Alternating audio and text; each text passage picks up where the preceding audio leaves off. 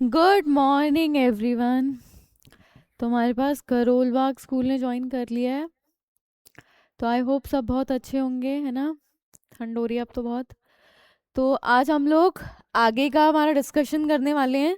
जहाँ पे हमने कल छोड़ा था उसके आगे डिस्कस करेंगे।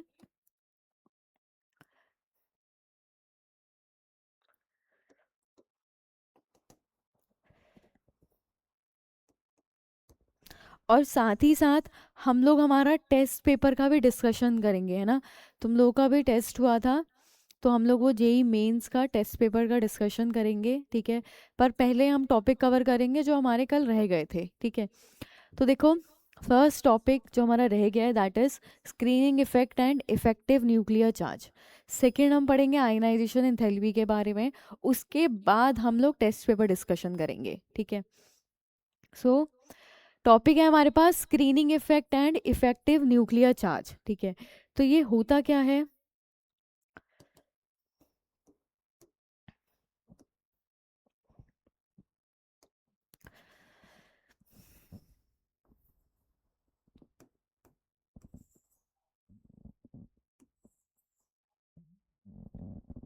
ये मैंने एक एटम बनाया है, ठीक है। अंदर हमारा न्यूक्लियस है, पॉजिटिव चार्ज है, और बाहर क्या है, हमारे इलेक्ट्रॉन्स हैं, ठीक है। तो मैं मान रही हूँ यहाँ पे मेरा एक इलेक्ट्रॉन है और यहाँ पे एक इलेक्ट्रॉन है, ठीक है। तो ये जो मेरा लास्ट शेल में इलेक्ट्रॉन है इसको हम क्या बोलते हैं, वैलेंस शेल इलेक्ट्रॉन,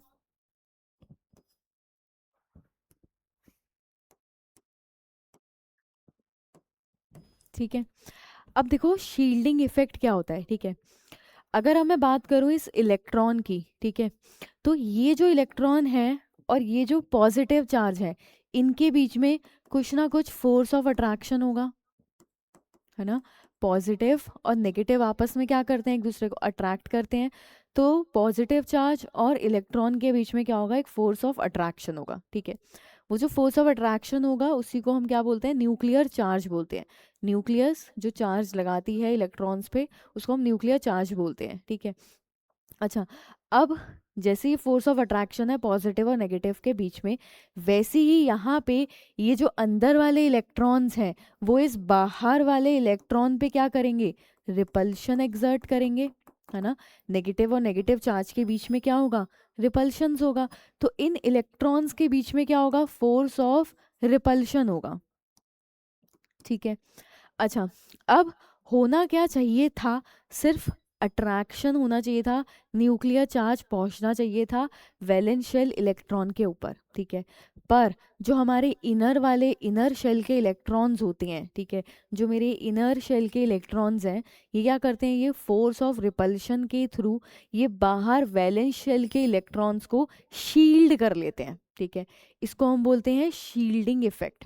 शील्ड का मतलब क्या है कि न्यूक्लियस का चार्ज जो वैलेंस इलेक्ट्रॉन्स पे जाना चाहिए था वो अब थोड़ा कम जाएगा। क्यों कम जाएगा, क्योंकि इनर इलेक्ट्रॉन्स ने वैलेंस शेल इलेक्ट्रॉन्स को क्या कर लिया है, शील्ड कर लिया है, ठीक है।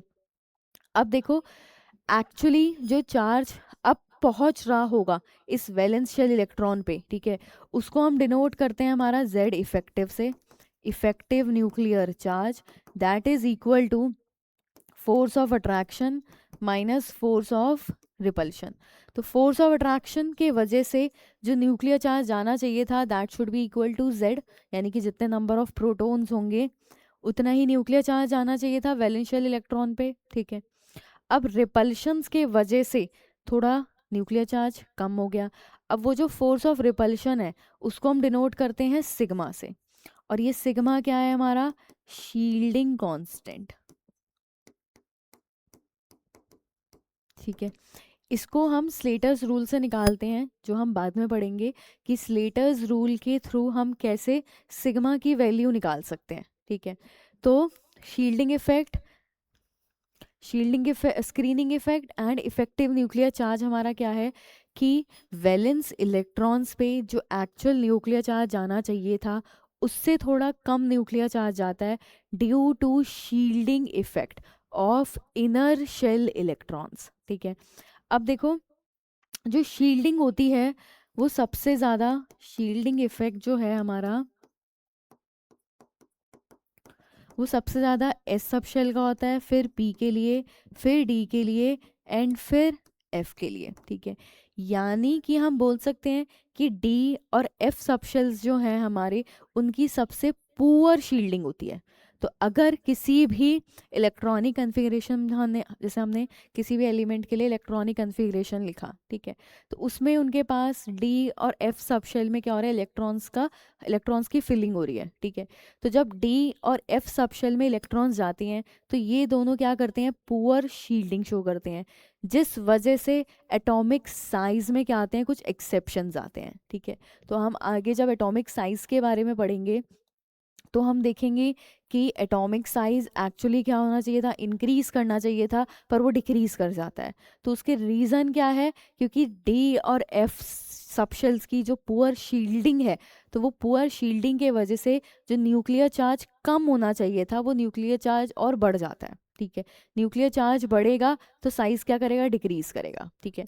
तो देखो अब जैसे अगर मैं बोल रही हूँ कि मेरा इफेक्टिव न्यूक्लियर चार्ज ज़्यादा है ना, इफेक्टिव न्यूक्लियर चार्ज ज़्यादा होने का मतलब क्या है, कि ये सिग्मा की वैल्यू कम है ना। सिग्मा जितना कम होगा, सिग्मा जितना कम होगा उतना ही जेड इफेक्टिव ज़्यादा होगा, है ना। क्योंकि यहाँ पे हम माइनस कर रहे हैं, तो सिग्मा जितना छोटा होगा उतने ही जेड इफेक्टिव की वैल्यू आएगी, ठीक है। सिग्मा कम होने का मतलब है कि उनकी शील्डिंग पावर कम है, मतलब जैसे डी और एफ ब्लॉक की शील्डिंग पावर कम होती है, तो उसके लिए सिग्मा कम आएगा, जेड इफेक्टिव बढ़ गया। जिसका जेड इफेक्टिव जितना ज़्यादा होगा उसका साइज उतना ही क्या करेगा, इंक्रीज करेगा, ठीक है। तो जेड इफेक्टिव मतलब न्यूक्लियस कितना चार्ज लगा रहा है वैलेंशियल इलेक्ट्रॉन्स पे, जितना ज़्यादा चार्ज लगेगा वैलेंस इलेक्ट्रॉन्स पे उतने ही ज़्यादा जेड इफेक्टिव की वैल्यू होगी। यानी कि न्यूक्लियस ने क्या कर रखा है, बाहर वाले इलेक्ट्रॉन्स को बहुत टाइटली होल्ड कर रखा है, ठीक है। टाइटली होल्ड कर रखा है, न्यूक्लियर चार्ज बहुत ज़्यादा है, तो उसमें से इलेक्ट्रॉन निकालना भी डिफिकल्ट है। साइज क्या करेगा हमारा, सॉरी उल्टा बोल दिया क्या मैंने, सिग्मा कम हो रहा है ना, सिग्मा कम हो रहा है मतलब जेड इफेक्टिव न्यूक्लियर चार्ज बढ़ रहा है, न्यूक्लियर चार्ज बढ़ेगा तो साइज डिक्रीज करेगा, ठीक है। साइज डिक्रीज करेगा और आयनाइजेशन एंथैल्पी इंक्रीज करेगी, ठीक है। साइज जितना छोटा होता है आयनाइजेशन एंथैल्पी उतनी ही ज़्यादा होती है, मतलब उसमें से इलेक्ट्रॉन निकालने की टेंडेंसी उतनी ही ज़्यादा होगी, ठीक है। तो ये है हमारा स्क्रीनिंग इफेक्ट के बारे में, ठीक है। तो पहला क्या है, valence shell electron suffer force of attraction due to nucleus and force of repulsion due to inner shell electrons, ये अभी हमने देखा। Decrease in force of attraction on valence electron due to inner shell electron is called screening effect और shielding effect. तो force of attraction valence shell electrons पे ये force of attraction कम हो जाएगा, किसके वजह से, शील्डिंग कांस्टेंट के वजह से। नेक्स्ट है, due to screening effect valential electron experiences less force of attraction exerted by nucleus, there is reduction in nuclear charge due to screening effect. जो रिड्यूस न्यूक्लियर चार्ज होता है उसको हम क्या बोलते हैं, इफेक्टिव न्यूक्लियर चार्ज, जिसको हम डिनोट करते हैं जेड इफेक्टिव से, ठीक है। ये उन्होंने जेड इफेक्टिव का फॉर्मूला लिखा है, that is Z minus sigma. अच्छा, सिग्मा क्या है हमारा, स्क्रीनिंग कांस्टेंट है या फिर स्लेटस कांस्टेंट है, जो हम स्लेटस रूल के थ्रू निकालते हैं, ठीक है। अच्छा, जेड इफेक्टिव का ये फॉर्मूला आ गया हमारा, ये हमारा स्ट्रक्चर है, ठीक है। तो ये देखो जैसे यहाँ एक डायग्राम बना हुआ है, ये हमारा टेस्ट इलेक्ट्रॉन है, मतलब ये हमारा वैलेंस शेल का इलेक्ट्रॉन है जिसमें हम टेस्टिंग कर रहे हैं, ठीक है। तो ये क्या हो रहा है, फोर्स ऑफ अट्रैक्शन हो रहा है, यहाँ पे रिपल्शंस हो रहे हैं, तो यहाँ पे क्या होगा, इस इलेक्ट्रॉन पे force of attraction and repulsion दोनों के वजह से ही क्या होगा, कुछ ना कुछ इफेक्ट लगेगा और जेड इफेक्टिव निकल के आएगा, ठीक है। तो इसको पहले लिख लेते हैं। अच्छा, पहले क्वेश्चन देखते हैं, ठीक है। देखो क्वेश्चन है, screening effect is not observed in. तो स्क्रीनिंग इफेक्ट उस केस में नहीं होगा जहाँ पे सिर्फ एक इलेक्ट्रॉन प्रेजेंट है ना। अगर किसी स्पीशीज के पास सिर्फ एक इलेक्ट्रॉन है तो वो एक इलेक्ट्रॉन किसको शील्ड करेगा, कुछ है ही नहीं पॉसिबिलिटी। तो अगर सिर्फ एक इलेक्ट्रॉन स्पीशीज है तो उसमें स्क्रीनिंग इफेक्ट ऑब्जर्व नहीं होता। तो देखो पहला है लिथियम, लिथियम 2 का मतलब हो गया, +2 का मतलब लिथियम का एटॉमिक नंबर Z कितना होता है, 3 होता है, 2 इलेक्ट्रॉन चले गए मतलब Z हो गया हमारा 1, ठीक है। 3 से 1 हो गया 1 इलेक्ट्रॉन स्पीशीज, तो हम स्क्रीनिंग इफेक्ट ऑब्जर्व नहीं करेंगे, तो इसमें ऑब्जर्व नहीं होगा। अगला देखो Z2 है, एक इलेक्ट्रॉन निकल गया तो Z1 हो गया, इसमें भी screening effect is not observed.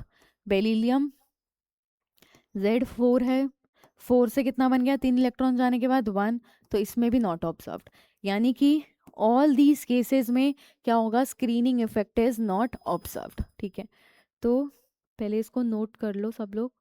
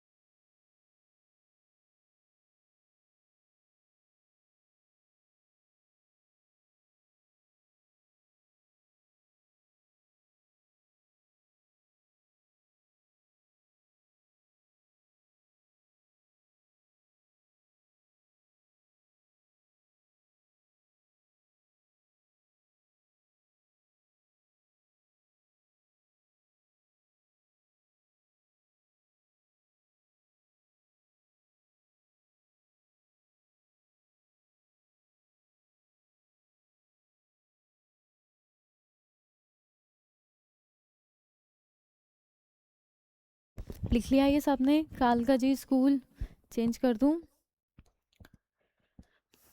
ये भी लिख लो। सिग्मा जितना कम है, जेड इफेक्टिव उतना ज़्यादा, साइज उतना कम, आयनाइजेशन थेरेपी उतनी ही ज़्यादा।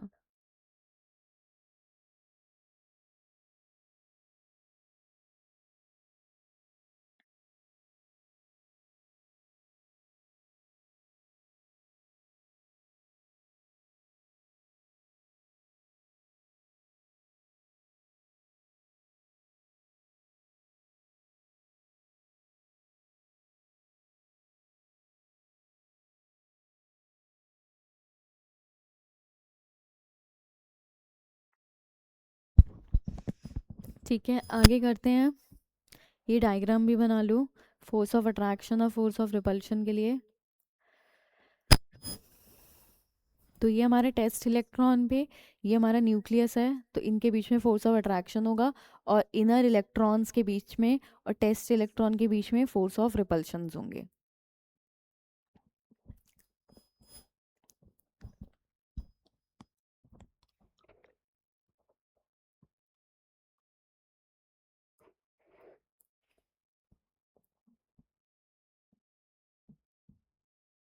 ठीक, नेक्स्ट क्वेश्चन लिख लो।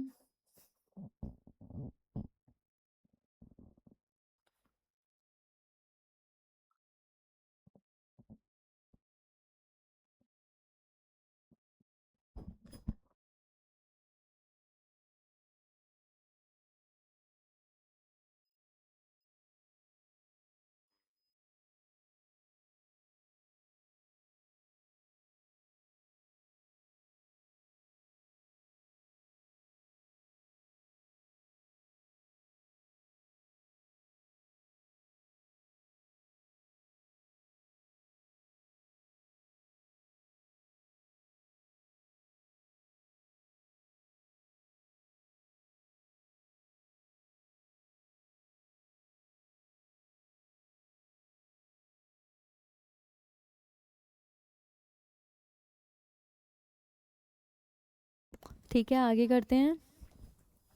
अच्छा, इसको तो रहने देते हैं। अब देखो नेक्स्ट टॉपिक है आयनाइजेशन एंथैल्पी। ठीक है, आयनाइजेशन एनर्जी क्या होती है हमारे पास? तो पहले तो इसकी डेफिनेशन देखते हैं कि minimum amount of energy required to remove an electron from an isolated gaseous atom. ठीक है, जैसे मेरे पास मान लो एक एटम है m, ठीक है, ये m जो है मान लो पहले किसी और स्टेट में है, ठीक है, पहले ये सॉलिड स्टेट में है, तो सबसे पहले हम इसको कन्वर्ट कराएंगे गैसियस फॉर्म में, ठीक है, उसके बाद इसको आइसोलेट करा के इसमें से एक इलेक्ट्रॉन रिमूव कराएंगे। तो हमने इसमें से एक इलेक्ट्रॉन रिमूव कराया, तो इलेक्ट्रॉन रिमूव करवाने के लिए हमें इसको कुछ एनर्जी देनी पड़ेगी, है ना। तो एनर्जी, वो minimum amount of energy which is required to remove an electron from an isolated gaseous atom. ठीक है, अच्छा, अब देखो जैसे जैसे इलेक्ट्रॉन निकलते हैं वैसे वैसे आयनाइजेशन थेरेपी चेंज करती हैं, ठीक है। तो अगर एक इलेक्ट्रॉन रिमूव हुआ तो आयनाइजेशन थेरेपी 1 बोलेंगे इसको। ऐसी एक और जब इलेक्ट्रॉन निकालेंगे हम लोग तो ये बन जाएगा M2 प्लस प्लस 2 इलेक्ट्रॉन, ठीक है, मतलब एक और इलेक्ट्रॉन निकल गया, तो इसको बोलेंगे आयनाइजेशन थेरेपी सेकेंड। ठीक है, तो जैसे जैसे इलेक्ट्रॉन निकलते हैं वैसे वैसे आयनाइजेशन थेरेपी हमारी चेंजेस करती हैं। तो आयनाइजेशन एंथैल्पी फर्स्ट कब होगी? जब एक इलेक्ट्रॉन निकला, सेकंड इलेक्ट्रॉन निकला तो उसको बोलेंगे आयनाइजेशन थेरेपी सेकंड, ऐसी third fourth fifth and so on. ठीक है, अब देखो आयनाइजेशन थेरेपी वो एनर्जी है जो हम उसको दे रहे हैं, है ना, वो एनर्जी रिलीज नहीं कर रही है, हम उसको कुछ एनर्जी सप्लाई करते हैं ताकि उसमें से एक इलेक्ट्रॉन रिमूव हो जाए। ठीक है, अब हमने क्या करा, जैसे मेरे पास ये एटम था, मैंने इसको कुछ एनर्जी दी ताकि इसमें से एक इलेक्ट्रॉन रिमूव हो जाए, है ना। तो इसने क्या करा, एक प्लस चार्ज का केटायन बना लिया, इसको बोलेंगे आयनाइजेशन थेरेपी फर्स्ट। ठीक है, अब देखो अगर मुझे इसमें से एक और इलेक्ट्रॉन रिमूव करना है, ठीक है, मतलब मैं इस M प्लस में से एक और इलेक्ट्रॉन रिमूव करना चाह रही हूँ, ठीक है, तो इसको ऐसे समझते हैं, जैसे मेरे पास सबसे पहले एक एटम था, मैंने इसमें से एक इलेक्ट्रॉन रिमूव कराया, ठीक है, इसको बोला आयनाइजेशन थेरेपी फर्स्ट। ठीक है, मान लेते हैं कि इसके अंदर पहले 11 प्रोटॉन्स थे और जितने प्रोटॉन्स होंगे उतने ही इलेक्ट्रॉन्स होंगे। ठीक है, तो 11 प्रोटॉन्स का चार्ज था 11 इलेक्ट्रॉन्स पे। ठीक है, अब जैसे ही एक इलेक्ट्रॉन निकला, अब मेरे पास है M प्लस, अब इसमें से मैं एक और इलेक्ट्रॉन निकालने जा रही हूँ, इसको बोलेंगे आयनाइजेशन थेरेपी सेकेंड। ठीक है, अब M प्लस में क्या है, मेरे पास प्रोटॉन्स तो सेम ही रहेंगे, प्रोटॉन्स तो मेरे पास अभी भी 11 ही रहे, 11 प्रोटॉन्स, लेकिन इलेक्ट्रॉन्स कितने हो गए हैं, 10 इलेक्ट्रॉन्स हो चुके हैं, है ना। तो अब जैसे इलेक्ट्रॉन का नंबर कम हुआ है पर प्रोटॉन तो उतने ही है ना, तो प्रोटॉन्स का जो न्यूक्लियर चार्ज होगा इलेक्ट्रॉन्स पे वो इंक्रीज कर जाएगा, है ना।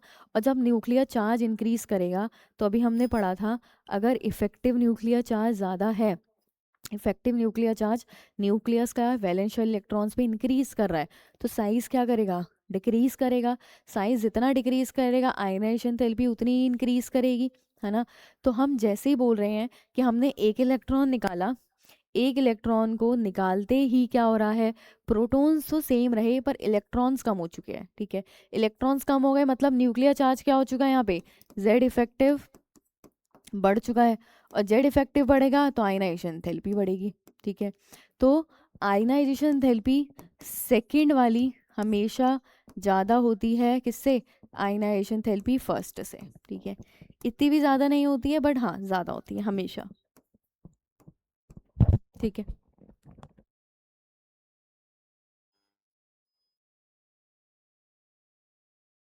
अच्छा, अब देखते हैं आगे। अच्छा, अब देखो हमने देखा आगे वाली जो आयनाइजेशन थेरेपी होंगी वो ज़्यादा होगी, मतलब 3 वाली 2 से ज़्यादा होगी, 2 वाली 1 से ज़्यादा होगी, 4 वाली 3 से ज़्यादा होगी। तो इलेक्ट्रॉन्स जैसे जैसे कम होते जाएंगे जेड इफेक्टिव बढ़ता जाएगा, आयनाइजेशन थेरेपी इंक्रीज करती जाएगी। ठीक है, अब देखो हम एक एक करके पढ़ते हैं, ठीक है, कि कैसे आयनाइजेशन थेरेपी चेंज करेगी पीरियड में और ग्रुप में। ठीक है, पर उससे पहले हमें देखना है कि अगर हम बात कर रहे हैं पीरियड की, तो पीरियड में क्या होता है, जेड इफेक्टिव जो होता है वो इंक्रीज करता है ना। जब हम पीरियड में मूव करते हैं तो पीरियड में क्या होता है, जेड इफेक्टिव इंक्रीज करता है। जेड इफेक्टिव बढ़ेगा मतलब साइज क्या हो रहा है, डिक्रीज कर रहा है। तो साइज डिक्रीज करता है और साइज डिक्रीज करेगा तो आयनाइजेशन थेरेपी इंक्रीज करेगी। ठीक है, तो सिंपल सा लॉजिक, पीरियड में मूव करोगे तो आयनाइजेशन थेरेपी क्या करती है, इंक्रीज करती है। सिंपल है। अब देखो ग्रुप की बात। ग्रुप में जब तुम नीचे जाते हो ग्रुप में, है ना, तो क्या होता है, वैलेंस शेल बढ़ते हैं, है ना। तो वैलेंस शेल बढ़ने के वजह से जो साइज होता है वो क्या करता है, इंक्रीज करता है ना। साइज इंक्रीज करेगा मतलब जो वैलेंस शेल के इलेक्ट्रॉन्स हैं वो न्यूक्लियस से बहुत दूर जा रहे हैं, धीरे धीरे दूर जाते जा रहे हैं। जितना कम न्यूक्लियर चार्ज होगा मतलब इलेक्ट्रॉन जितनी दूर जाएंगे न्यूक्लियस से वो इतनी ईजिली रिमूव हो सकते हैं। तो जो इतनी जल्दी इजीली रिमूव हो जाएगा उसकी आयनाइजेशन थेरेपी उतनी ही कम होगी, है ना।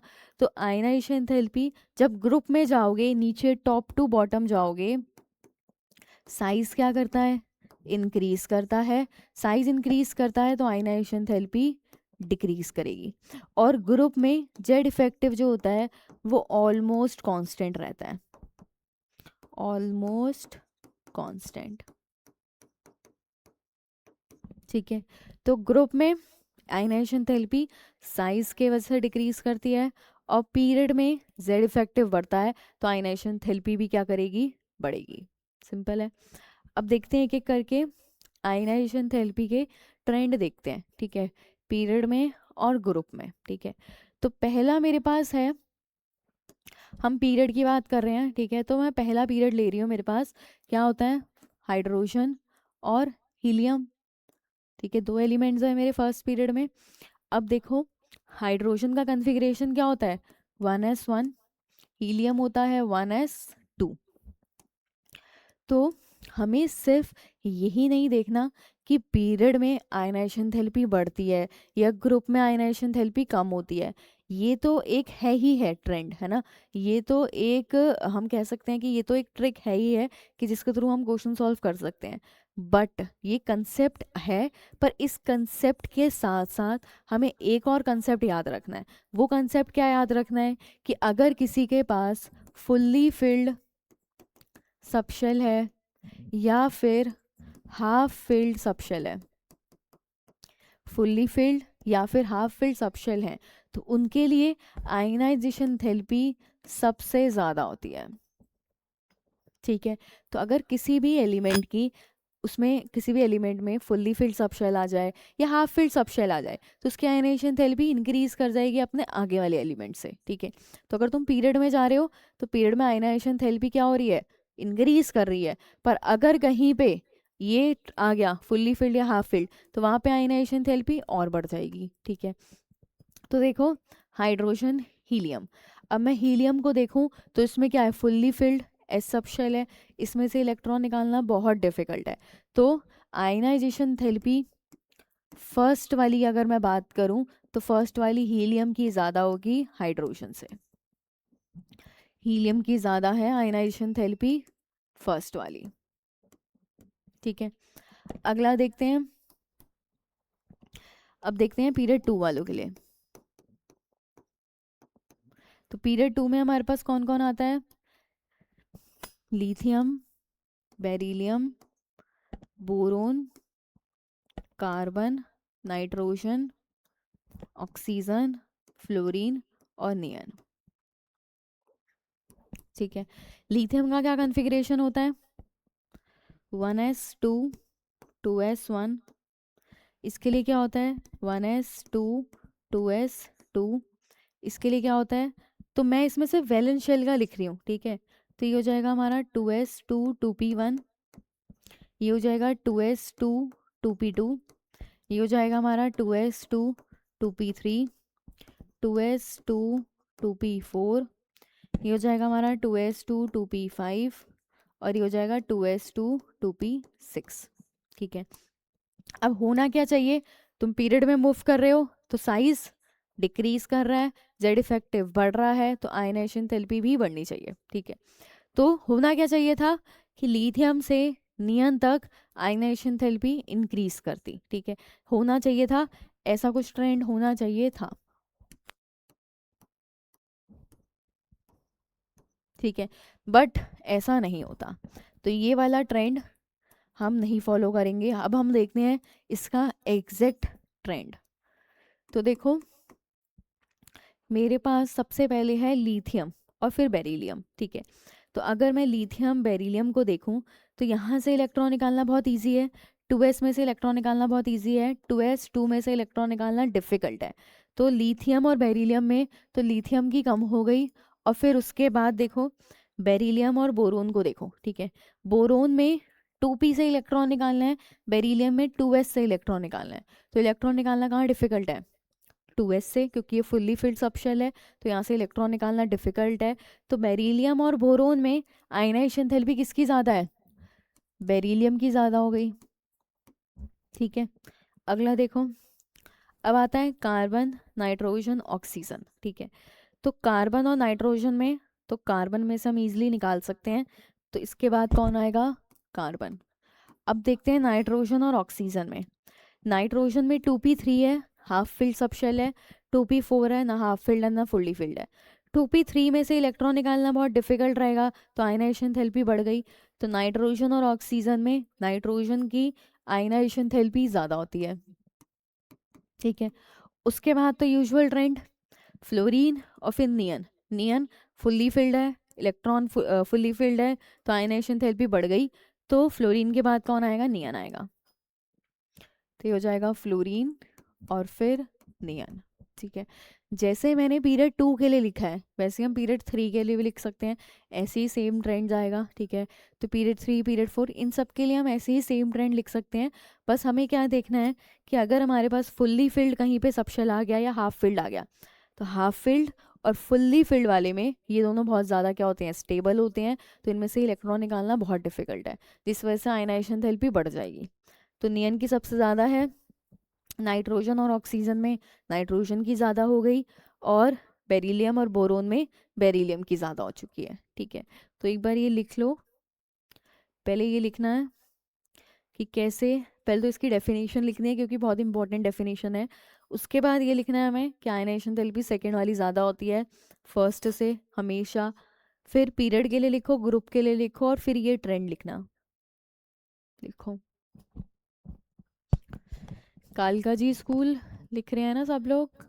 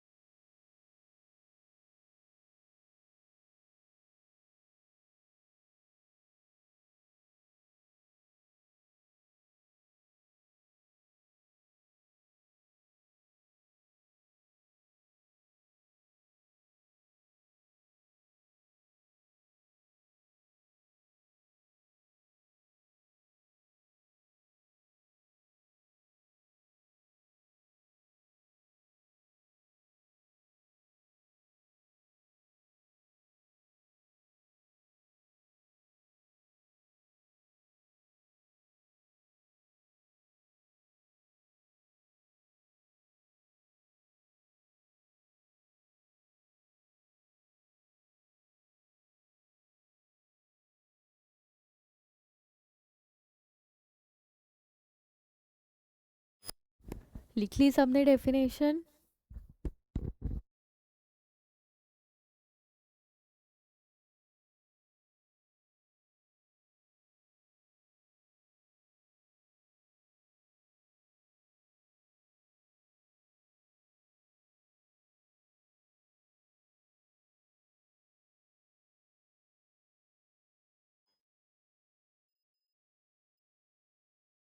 ये भी लिख लो।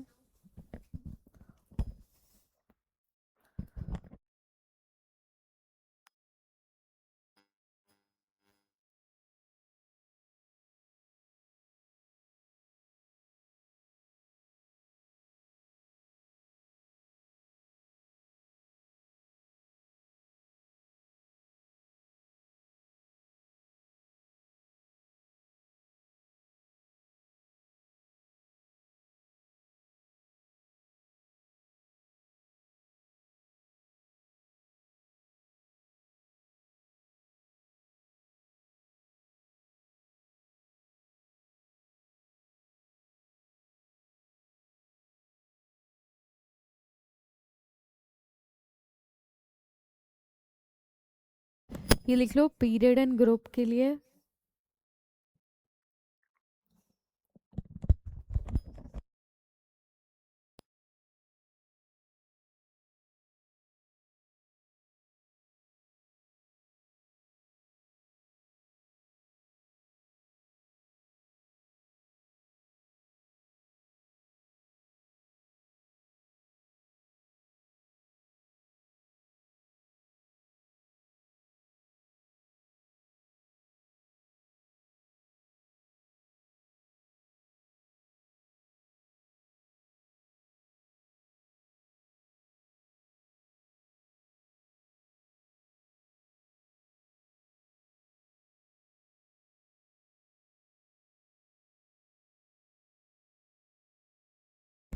नेक्स्ट ये लिख लो हाइड्रोजन हीलियम के लिए और पीरियड 2 के लिए।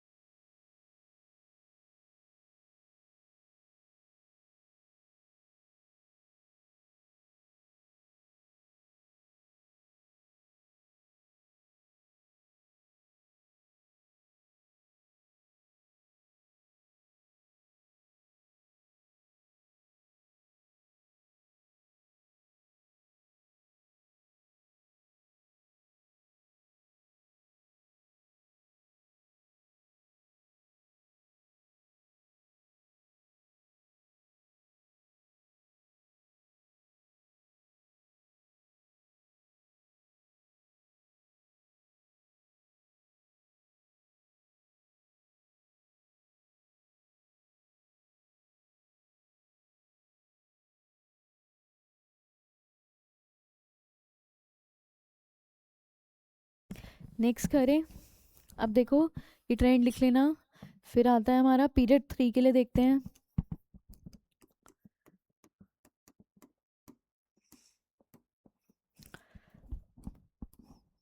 तो हमारे पास है sodium, magnesium, aluminium, silicon, phosphorus, sulphur, chlorine और आर्गन। ठीक है, तो सेम जाएगा जैसे अभी हमने पीरियड 2 के लिए करा था, वैसे ही पीरियड 3 के लिए करेंगे। तो देखो सोडियम का क्या होगा, जैसे इसका क्या था 2s1 था, है ना। तो मैं लास्ट वाला लिख रही हूँ वैलेंशियल खाली। तो ये हो जाएगा 3s1, ये हो जाएगा 3s2, ये हो जाएगा 3s2 3p1, 3s2 3p2, 3s2 3p3, 3s2 3p4, 3s2 3p5 और 3s2 3p6। ठीक है, तो भाई सेम करेंगे। सबसे पहले सोडियम, उसके बाद मैग्नीशियम और एल्यूमिनियम में किसकी ज़्यादा होगी, एल्यूमिनियम की ज़्यादा होगी, क्योंकि सॉरी एल्यूमिनियम की कम होगी और मैग्नीशियम की ज़्यादा होगी, क्योंकि मैग्नीशियम 3s में से इलेक्ट्रॉन निकालना डिफ़िकल्ट है। उसके बाद कौन आएगा हमारा, सिलिकॉन। उसके बाद फॉस्फोरस और सल्फर में, फॉस्फोरस हाफ फिल्ड है, इलेक्ट्रॉन निकालना डिफ़िकल्ट है, तो पहले सल्फर लिखेंगे फिर फॉस्फोरस आएगा। उसके बाद क्लोरीन और फिर आर्गन। ठीक है, लिख लो इसको भी।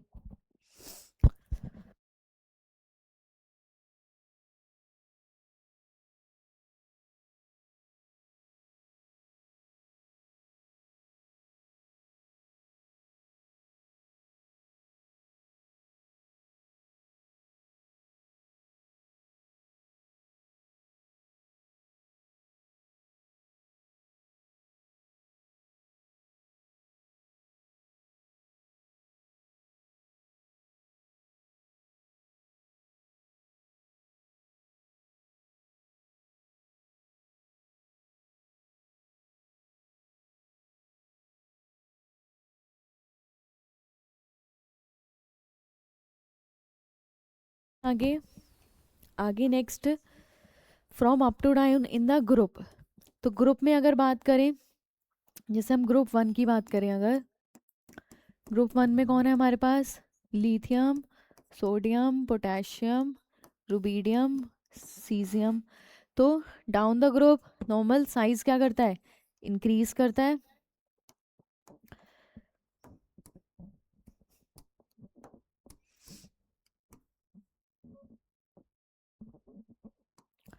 साइज इंक्रीज करता है तो आयनाइजेशन थेरेपी डिक्रीज करेगी, ठीक है। ऐसे ही हमारा ग्रुप सेकंड के लिए भी हम लिख सकते हैं। तो ग्रुप सेकंड में हमारे पास कौन कौन है,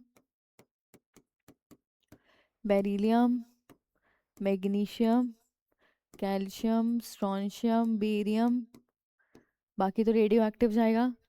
तो इसमें भी नीचे जाओगे तो साइज क्या करता है, इंक्रीज करता है। साइज इंक्रीजेस तो आयनाइजेशन थेरेपी डिक्रीज करेगी, ठीक है। ये ग्रुप के लिए लिख लो।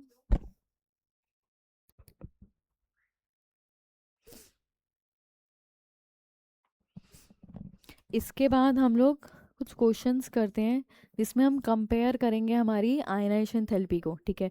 First ionization therapy, second ionization therapy, तो इन सबको कंपेयर करेंगे, ठीक है। अच्छा, एक मुझे क्वेश्चन याद आया अभी थोड़े टाइम पहले, नीट में पूछा गया था कि अगर हम बात करें पीरियड में, है ना, पीरियड में क्या होता है, हम पीरियड में मूव करते हैं तो आयनाइजेशन थेरेपी इंक्रीज करती है, और ग्रुप में जब तुम नीचे जाते हो टॉप टू बॉटम तो आयनाइजेशन थेरेपी डिक्रीज करती है ना। यानी कि अगर वो पूछा जाए कि एलिमेंट जिसकी हाईएस्ट आयनाइजेशन थेरेपी होगी पीरियोडिक टेबल में, तो वो कौन सा होगा, नीचे जा रहे हो तो कम हो रही है, पीरियड में जा रहे हो तो बढ़ रही है। यानी कि जो बिल्कुल राइट हैंड साइड में है एलिमेंट, वो उसकी आयनाइजेशन थेरेपी सबसे ज़्यादा होगी। तो राइट हैंड साइड में कौन होता है, हीलियम होता है।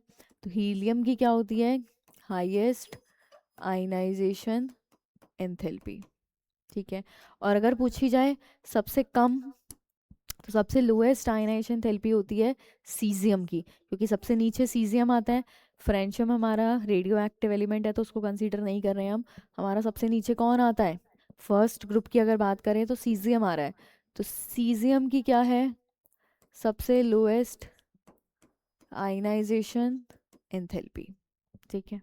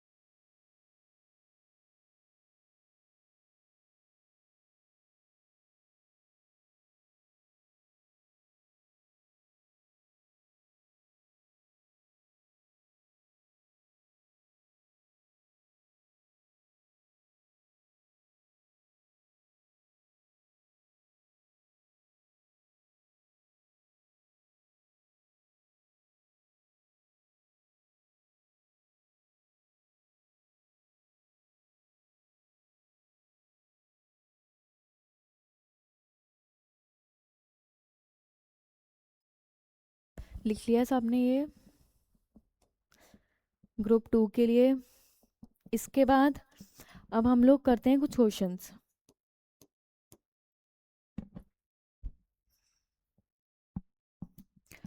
First question we have that is compare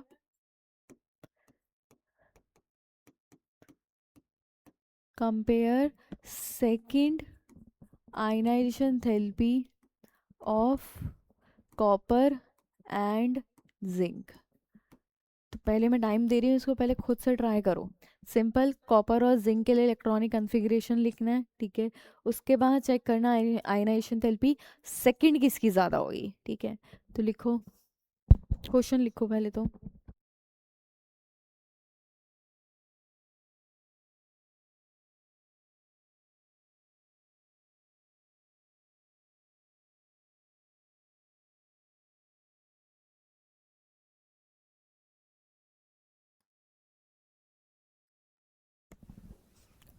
कैसे करेंगे इसको? पहले कॉपर और जिंक के लिए इलेक्ट्रॉनिक कन्फिग्रेशन लिखते हैं, ठीक है। तो पहले आता है कॉपर, फिर आता है हमारा जिंक। कॉपर की अगर बात करें तो वैलेंस शेल इलेक्ट्रॉनिक कन्फिग्रेशन में लिख रही हूँ, तो इसके लिए क्या होता है 3d10 4s1, और ये होता है 3d10 4s2, ठीक है। अब बात करें आयनाइजेशन थेरेपी फर्स्ट के लिए, तो फर्स्ट की अगर बात करेंगे तो यहाँ से इलेक्ट्रॉन निकालना इजी है, यहाँ से इलेक्ट्रॉन निकालना डिफिकल्ट है। पहले इलेक्ट्रॉन 4s से निकलेगा, उसके बाद 3d से निकलता है, ठीक है। तो 4s में ये फुल्ली फिल्ड है, ये हाफ फिल्ड है, तो इसमें से इलेक्ट्रॉन निकालना बहुत इजी है, इसमें से डिफिकल्ट है क्योंकि फुल्ली फिल्ड है। तो होगा क्या, आयनाइजेशन थेरेपी फर्स्ट जिंक की ज़्यादा होगी कॉपर से, ठीक है। अब एक एक इलेक्ट्रॉन निकल चुका है, तो कॉपर बन गया 3d10, जिंक हो गया है 3d10 4s1। Ionization therapy second अब बात करें तो अब इलेक्ट्रॉन निकालना 3d से डिफिकल्ट है क्योंकि फुल्ली फिल्ड है, s से निकालना इजी है। तो आयनाइजेशन थेरेपी सेकंड की अगर बात करें तो सेकंड हमारी कॉपर के लिए ज़्यादा होगी जिंक से, ठीक है।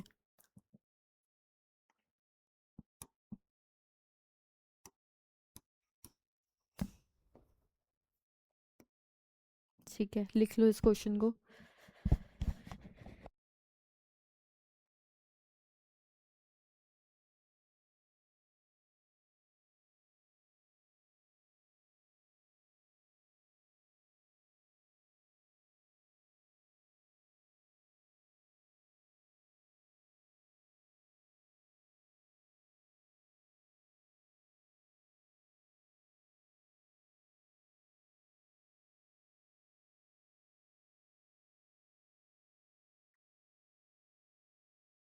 नेक्स्ट क्वेश्चन देखते हैं।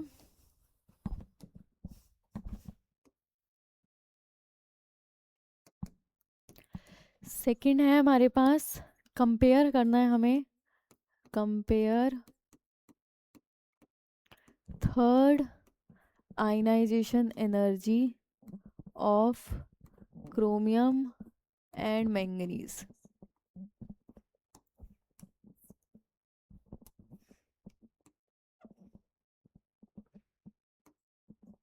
ठीक है, तो पहले इलेक्ट्रॉनिक कन्फिग्रेशन लिखेंगे क्रोमियम और मैंगनीज का।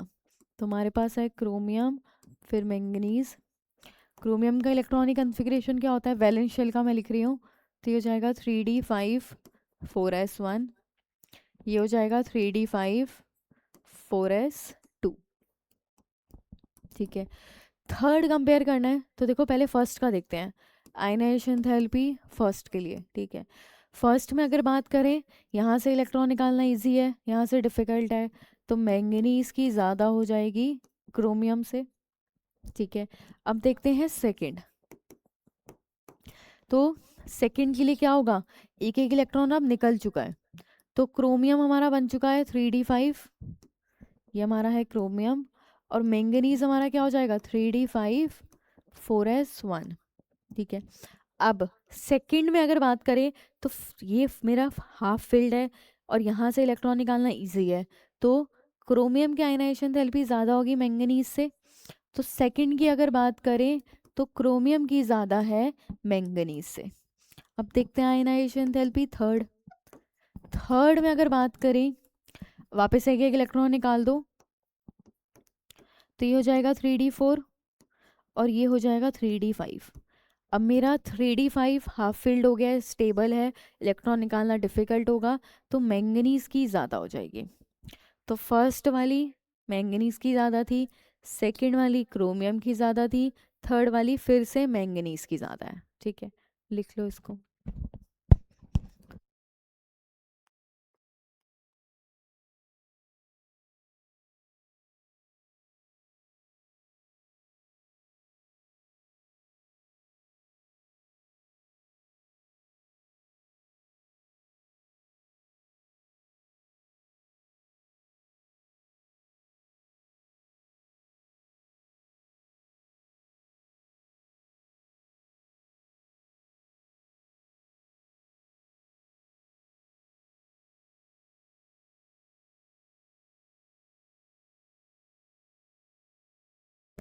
करें नेक्स्ट।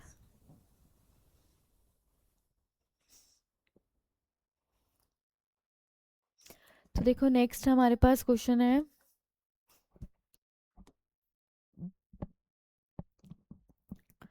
आई होप कालका जी स्कूल लिखते जा रहे हैं साथ साथ, है ना। तो हमारे पास नेक्स्ट क्वेश्चन है, compare second ionization enthalpy between nitrogen and oxygen. तो अभी हमने पीछे फर्स्ट आयनाइजेशन थेरेपी तो कंपेयर करी थी, है ना। हमारे पास नाइट्रोजन है, हमारे पास ऑक्सीजन है। तो अभी हमने पीछे क्या किया था, जब हम पीरियड 2 पढ़ रहे थे तो हमने नाइट्रोजन और ऑक्सीजन की फर्स्ट आयनाइजेशन थेरेपी कंपेयर करी थी। ऑक्सीजन की कम होती है, नाइट्रोजन की ज़्यादा होती है। नाइट्रोजन की ज़्यादा थी क्योंकि यहाँ पे 2p3 कन्फिग्रेशन था, ठीक है।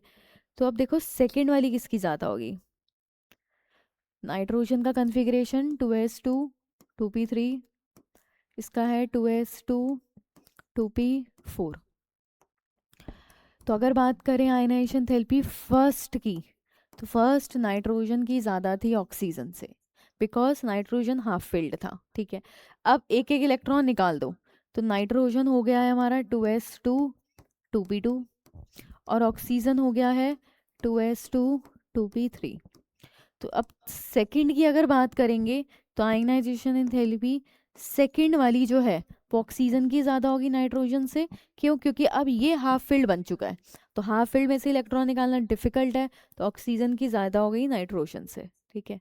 लिख लो इसको भी।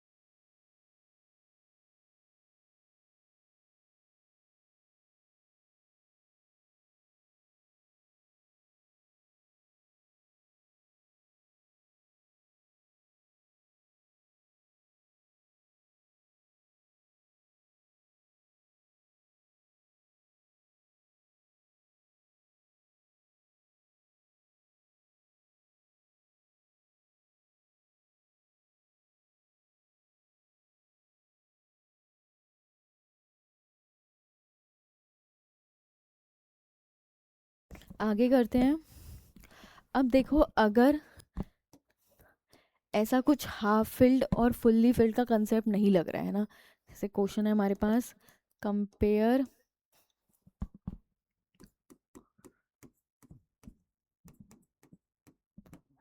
Third ionisation therapy between manganese and iron, ठीक है। तो मैंगनीज क्या होता है,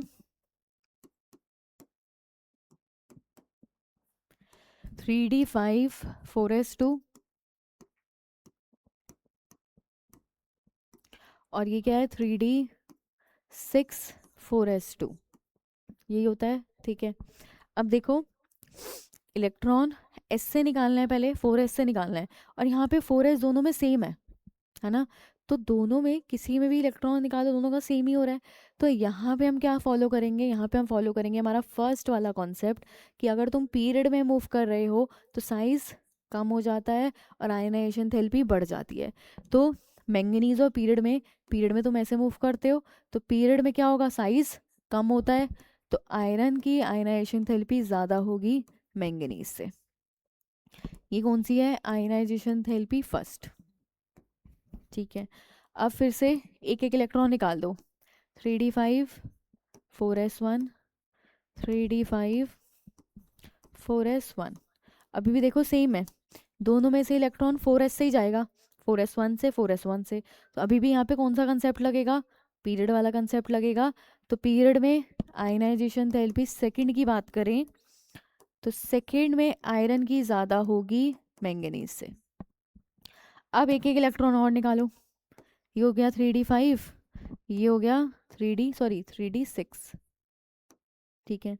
अच्छा अब देखते हैं हाफ फिल्ड 3d6, कहाँ से इलेक्ट्रॉन निकालना डिफिकल्ट है? 3d5 से निकालना डिफिकल्ट है। तो अब आयनाइजेशन थेरेपी थर्ड में मैंगनीज की ज़्यादा हो गई आयरन से। ठीक है, तो अगर कन्फिग्रेशन कहीं सेम लग रहा है, सेम जगह से इलेक्ट्रॉन जा रहा है, तो उस केस में पीरियड और ग्रुप वाला ट्रेंड फॉलो करना है। और अगर हाफ फील्ड या फुल्ली फील्ड वाला कंसेप्ट आए, तो उसमें हाफ फील्ड और फुल्ली फील्ड की आयनाइजेशन थेरेपी ज़्यादा होती है, तो उसके अकॉर्डिंग उसको करना है। ठीक है, लिख लो उसको भी।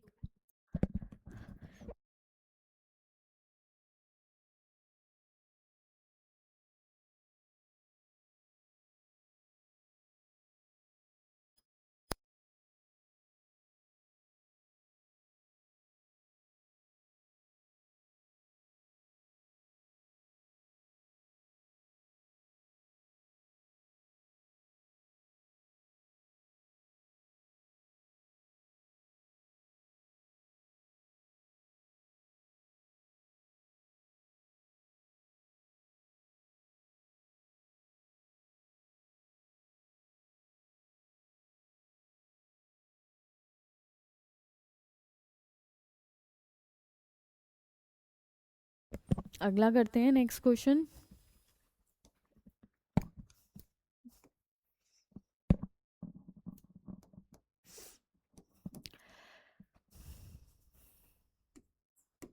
हमें यहाँ पे कंपेयर करनी है, या काम करते हैं, इसको इंक्रीजिंग ऑर्डर में लिखते हैं, increasing order of ionization enthalpy. तो हमारे पास पहला है Na2+ और Na+। दूसरा हमारे पास है O2+ और O+। तीसरा हमारे पास है N2- और N3-। ठीक, एक N- ले लेते हैं। अब हमें क्या करना है, इनको अरेंज करना है increasing order of ionization therapy के। ठीक है, तो देखो, जिस पे जितना ज़्यादा पॉजिटिव चार्ज होता है, ठीक है, पॉजिटिव चार्ज का मतलब है उसमें से इलेक्ट्रॉन उतने ही रिमूव हो चुके हैं, और जितने ज़्यादा इलेक्ट्रॉन रिमूव होंगे उतना ही न्यूक्लियर चार्ज बढ़ जाएगा, है ना। यहाँ पे नंबर ऑफ प्रोटॉन्स जो है वो ज़्यादा है नंबर ऑफ इलेक्ट्रॉन से। ठीक है, तो जितने ज़्यादा प्रोटॉन्स होंगे न्यूक्लियर चार्ज बढ़ गया। ठीक है, न्यूक्लियर चार्ज बढ़ेगा मतलब जेड इफेक्टिव बढ़ेगा, जेड इफेक्टिव बढ़ेगा तो आयनाइजेशन थेरेपी बढ़ेगी। ठीक है, तो ये क्या हो जाएगा, Na2+ आएगा। उसके बाद इंक्रीजिंग लिखना है ना, रुको, सबसे कम Na की, उसके बाद Na+ और फिर Na2+। तो जिसका जितना ज़्यादा पॉजिटिव चार्ज उसका जेड इफेक्टिव उतना ही ज़्यादा और उसकी आयनाइजेशन थेरेपी उतनी ही ज़्यादा। अगला देखते हैं, सेम O+ और O2+ में किसका ज़्यादा होगा, O+ की कम होगी, O2+ की ज़्यादा होगी। अब माइनस में यही चीज़ रिवर्स है ना। तो जिस पे जितना माइनस चार्ज है मतलब उसका इलेक्ट्रॉन्स उतने ही ज़्यादा हैं, इलेक्ट्रॉन्स बढ़ गए तो जेड इफेक्टिव कम हो जाएगा, जेड इफेक्टिव कम हुआ तो साइज़ क्या होगा, बढ़ेगा, और साइज़ बढ़ेगा तो आयनाइजेशन थेरेपी कम हो जाएगी। तो यहाँ पे आयनाइजेशन थेरेपी सबसे ज़्यादा किसकी होगी, N- की, उसके बाद N2- जाएगा और फिर लास्ट में N3- आएगा। ठीक है, लिख लो इसको भी। देखो, आई होप मैंने बहुत सारे क्वेश्चंस करा दिया आयनाइजेशन थेरेपी के, तो अब पेपर में, जेई के पेपर में कुछ डिफ़िकल्टी नहीं होगी, है ना। जितने पॉसिबल हैं मैं उतने करवा रही हूँ। ठीक है।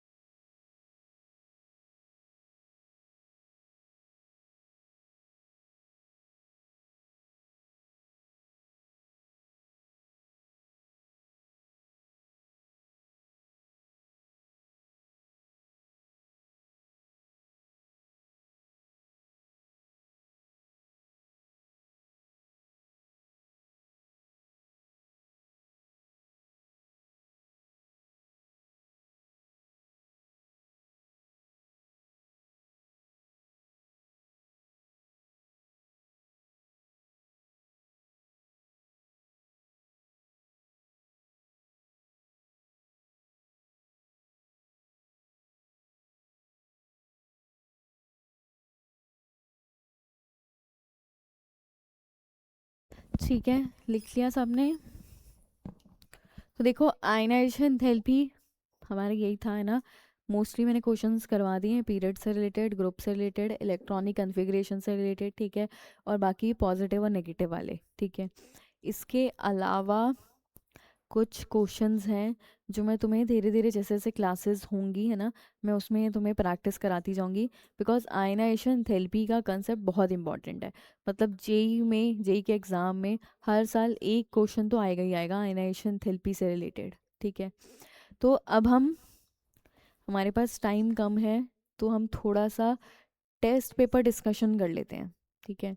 तो तुम लोगों का अभी ये टेस्ट हुआ था, ये हमारा जेई मेंस का टेस्ट पेपर था, तो मैंने उसी के अकॉर्डिंग क्वेश्चन नंबर लिखा है। क्वेश्चन नंबर 26 से स्टार्ट हुआ था हमारा जेई मेंस का, ठीक है।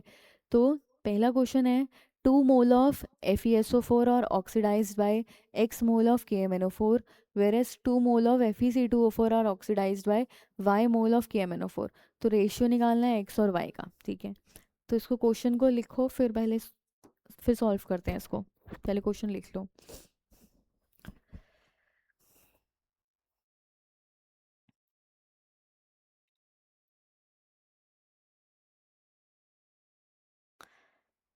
वैसे तो ये पेपर में मिल जाएगा तुम्हें, है ना क्वेश्चन।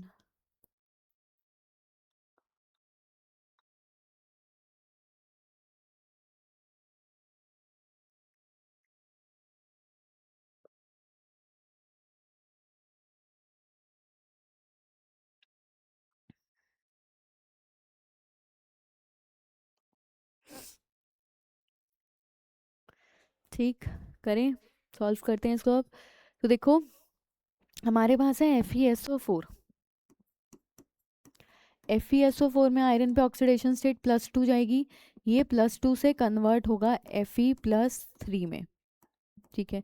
यानी कि यहाँ पे कितने इलेक्ट्रॉन का चेंज हो रहा है, एक इलेक्ट्रॉन का चेंज हुआ, तो n फैक्टर 1 हो गया, ठीक है। अच्छा, उसके बाद हमारे पास है KMnO4। तो KMnO4 जो है Mn+7 में होता है, ये कन्वर्ट होता है Mn+2 में।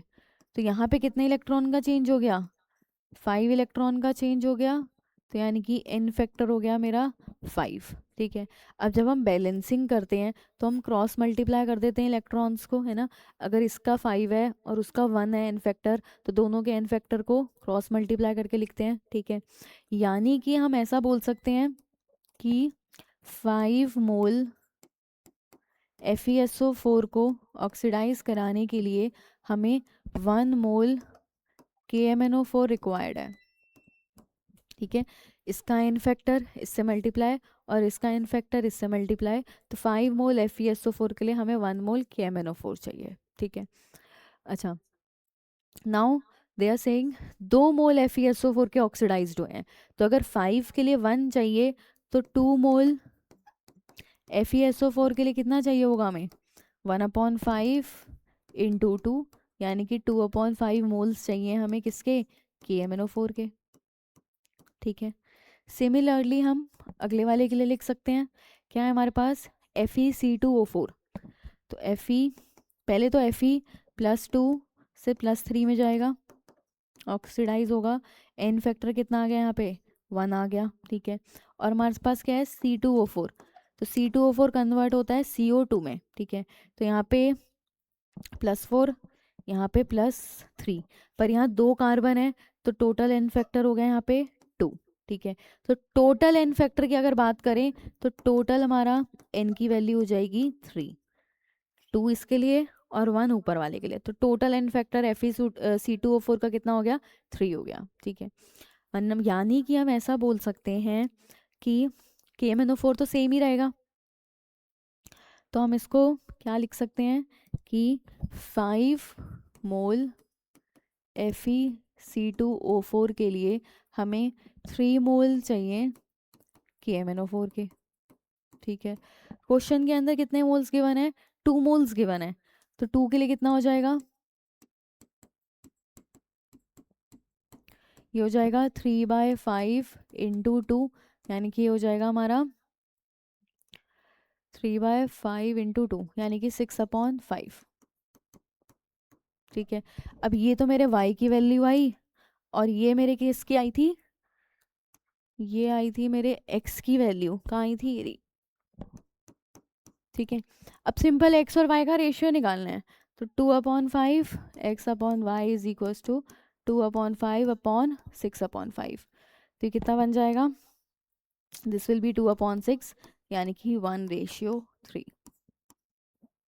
ठीक है, यानी कि option A is the correct answer. ठीक है, लिख लो इसको।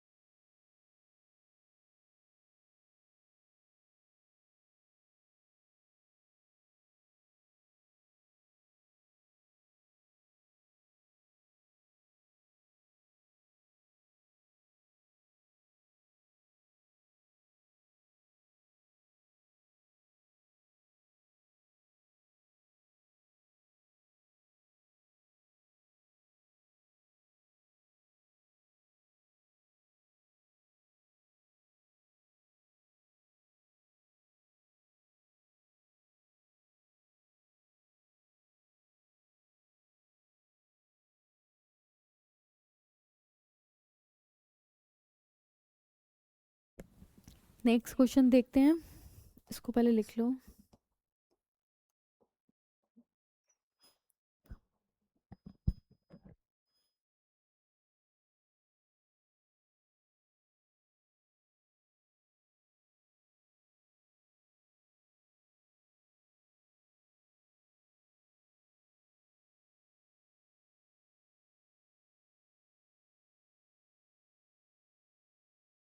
आगे देखते हैं नेक्स्ट क्वेश्चन।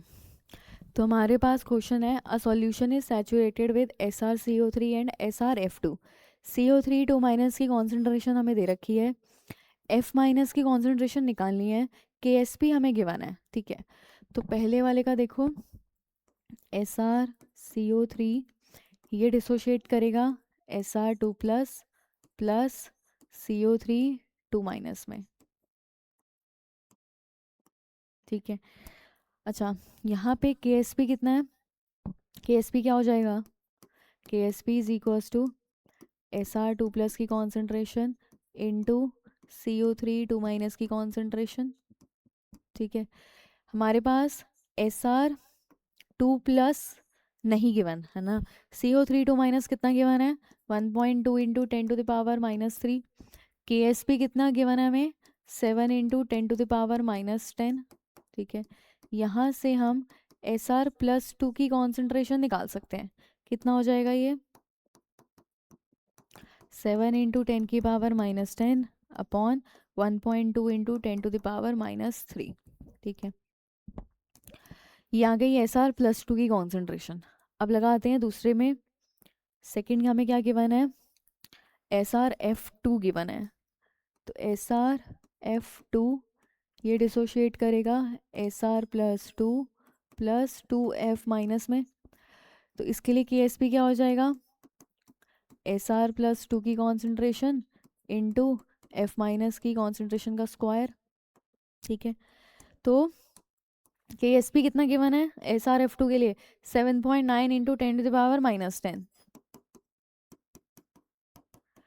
डिवाइडेड बाय, अभी हमने Sr2 प्लस निकाला था है ना, तो इससे डिवाइड कर देंगे। तो पहले मैं यही लिख रही हूँ एक बार, कितना था ये हमारा, 7 इंटू, अच्छा इसको मैं चेंज कर लेती हूँ, ये हो जाएगा 7/1.2 इंटू 10⁻⁻3, ऊपर जाके +3, तो ये बन जाएगा -7। तो ये हो जाएगा 7 इंटू 10⁻⁻7 अपॉन 1.2।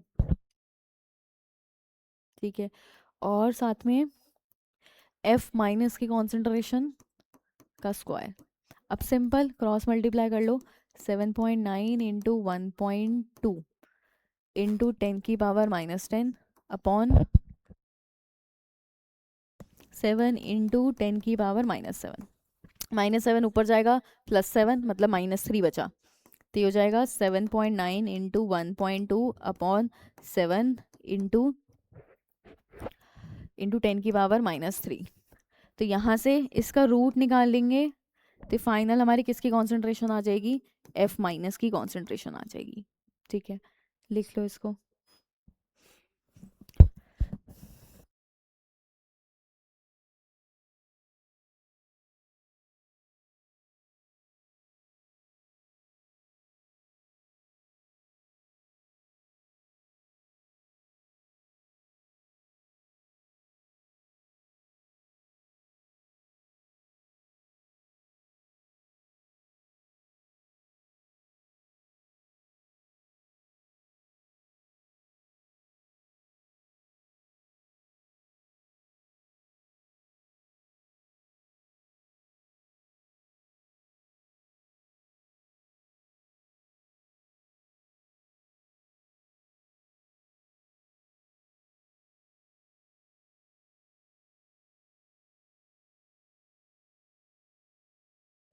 लिख लिया, चेंज कर दूँ?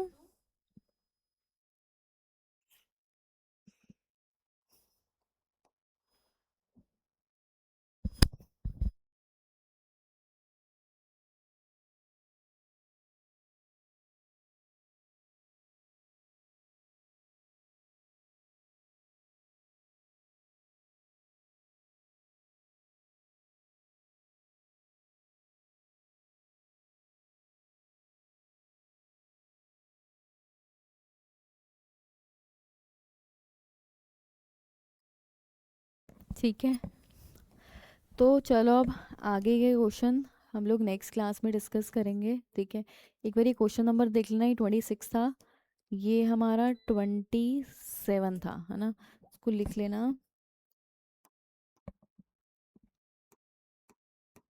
ठीक है, ये 28 तुम्हारा होमवर्क है, इसको घर से करके लाना है। क्या है हमारा, system goes from state A से स्टेट बी में जा रहा है, we are two different paths. तो एक मान लो ये पाथ है, दूसरा मान लो ये पाथ है। Which of the following will remain the same in both the cases. तो हीट और वर्क क्या होते हैं, पाथ फंक्शंस होते हैं, तो वो तो चेंज कर जाएंगे। हीट कैपेसिटी भी पाथ फंक्शन है तो चेंज करेगी। इंटरनल एनर्जी क्या होती है, स्टेट फंक्शन होती है, तो वो चेंज नहीं करती। तो सी हो जाएगा इसका आंसर। ठीक है, ये लिख लो, अब मैंने बताई दिया है। तो नेक्स्ट क्वेश्चन होमवर्क में करके लाना है।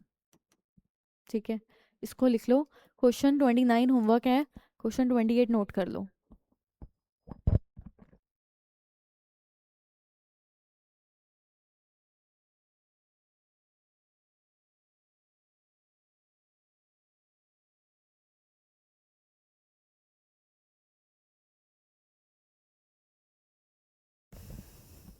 ठीक है, लिख लिया। बाकी हम लोग क्वेश्चन ये नेक्स्ट क्लास में डिस्कस करेंगे, और फिर हम लोग आगे का भी हमारे टॉपिक करेंगे। ठीक है, चलो, थैंक यू, बाय बाय।